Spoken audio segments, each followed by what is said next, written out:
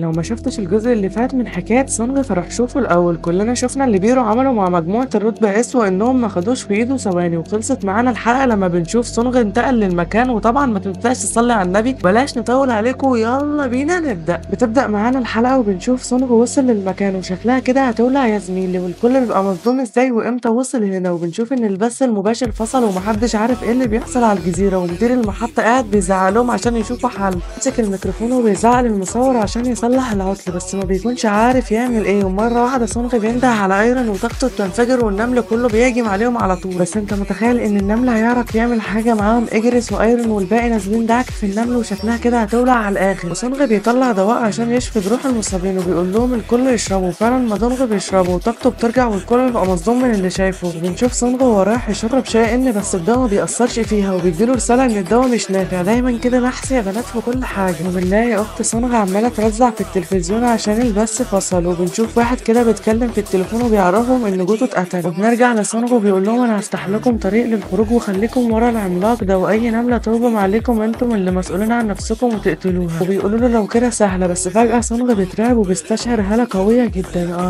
ده شكل بيرو وصل يا جماعه. والنمل كله بينحنى وبيرجع لورا، وهاله قويه جدا بتحيط بالمكان والكل بيبقى مرعوب. وبنشوف بيرو وصل وبيصرخ صرخه قويه جدا وبيقول لهم انا ما لقيتش ملك بره، الملك بتاعكم هنا. وسونغ على طول بيروح ويقف قدامه. بيرو بيقول له انت ملك البشر؟ سونغ بيضحك كده وبيقول له ومره واحده بيرو بيصرخ صرخه جامده جدا بس سونغ ما تهزش من مكانه حتى. ومره واحده سبحان الله البث بيرجع ومدير المحطه بيقول لهم افتح البث بسرعه للناس، بس واحد بيعترض وبيقول كده لو حصل حاجه مش هنلحق نقفله. وبيزعلوهم وفعلا بيعملوا كده. وقت سونغ بتكون قاعده وبتشوف البث وبتلاقي اخوها قدامها والبت بتتصدم وبتقعد تصرخ. نرجع نشوف سونغ وبيرو، وفجاه بيرو بيدي سونغ بالبوكس والكل بيبقى فاكره مات وبيقولوا هو اللي استهان بيه. بس انت فاكر ان سونغ اتحرك من مكانه حتى؟ وبنشوف سونغ مره واحده بيكتف بيرو وبيرزعه في الارض، وعلى طول بعدها بيديله بوكس قوي جدا. بس بيرو قوي برضه يا جدعان وما اتحركش من مكانه. ومادونغ بيقول لبايك انت متاكد ان سونغ ده ساحر؟ وبايك بيقول له انا زيك. وبنشوف سونغ وبيرو نازلين طحن في بعض والوضع سخن على الاخر، والاتنين بيكونوا نازلين طحن في بعض وتحس ان قوتهم واحده وكل واحد بيخبط التاني بوكس ومش عارفين مين الاقوى. بس سونغ مره واحده بيدي بيرو خبطه قويه جدا في بطنه وبيطير بعيد بس ولا بيحصل له اي حاجه. بيرو برضه قوي جدا يا جدعان، وسونغ بيتعصب جدا وبيرو بيبص لسونغ وبيجيب اخره وبينطلق عليه، والاتنين بيخبطوا في بعض وقوتهم جامده جدا. وسونغ بيدي بيرو بالبوكس في وشه بس مره واحده بيرو طلع لسانه وقدر يجرح سونغ ويسممه في وشه. شكل بيرو قدر ينهي القتال ده ولا ايه؟ مش بقول لكم بيرو ده مش سهل خالص يا جماعه. وبيقرب على سونغ وسونغ وقع في الارض ومش قادر يتحرك، والكل بيبقى واقف ومصدوم. وخلاص بيرو شكله كده خلص على سونغ. بس انت فاكر ان سونغ هيموت بالسهوله دي؟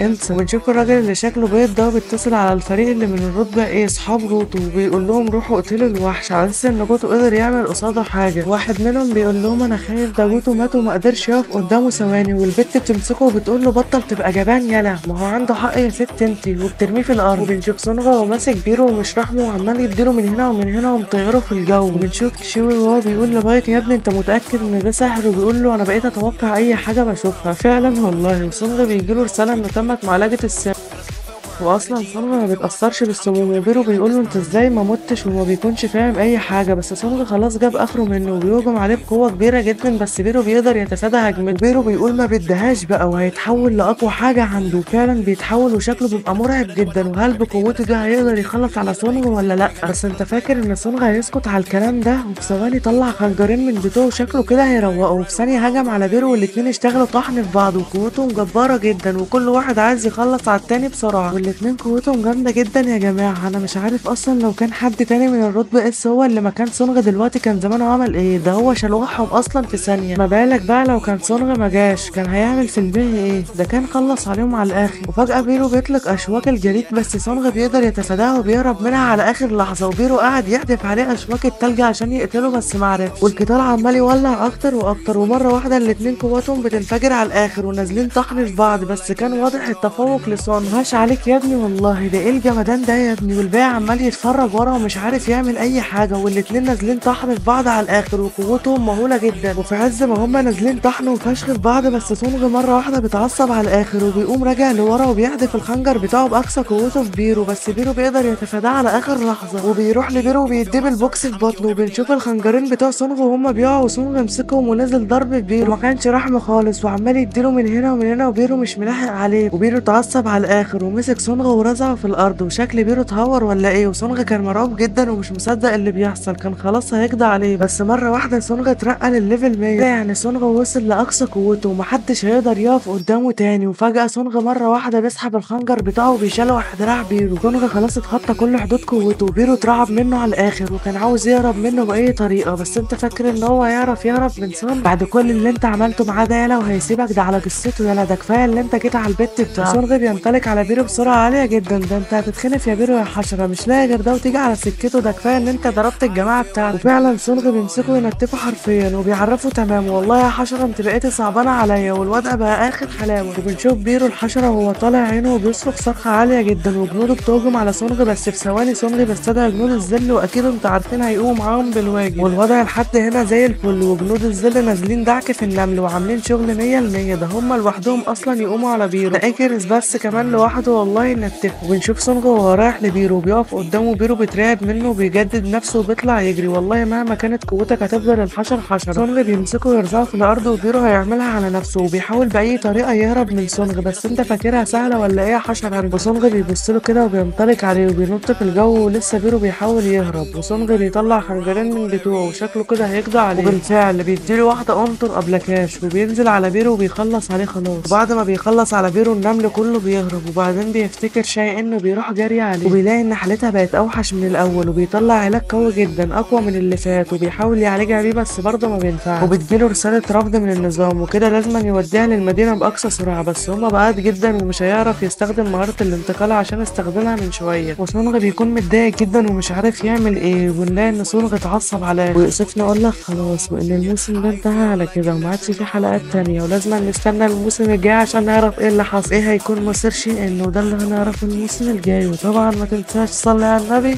وسلام.